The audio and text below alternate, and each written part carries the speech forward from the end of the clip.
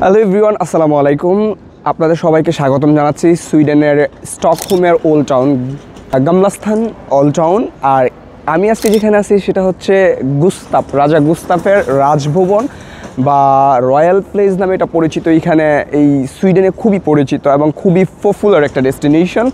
আর এই জায়গার যিনি রাজা কার্ল গুস্তাভ, ওনার ওয়াইফ ছিলেন সিলভিয়া। উনি 1792 সালে মারা যান।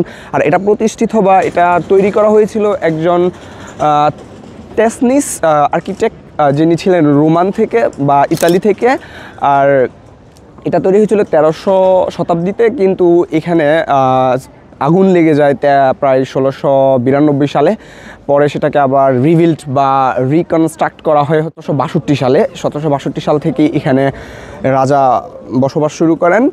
আর এই জায়গাটা এটার ভিতরে যেই এটা ওপেনিং হয় হচ্ছে সকাল 10টা বাজে। আর এটা ওপেনিং থাকে হচ্ছে 5টা পর্যন্ত। হ্যাঁ, বিকাল 5টা পর্যন্ত ওপেন থাকে। আর এটাতে এন্ট্রি করার জন্য আপনাকে খরচ করতে হবে বাংলা টাকায় প্রায় 3000 টাকা, যেটা আপনি এটার মধ্যে দেখতে পাবেন হচ্ছে রাজার ব্যবহৃত জিনিসপত্র, রাজকীয় এভরিথিং। এবং এটা রয়্যাল কোর্ট হিসেবেও ব্যবহৃত হতো আগে। রয়্যাল প্লেস বাসভবন প্লাস রয়্যাল কোর্ট, এখানে বিভিন্ন বিষয় নিয়ে বিচার মোকদ্দমা হইতো।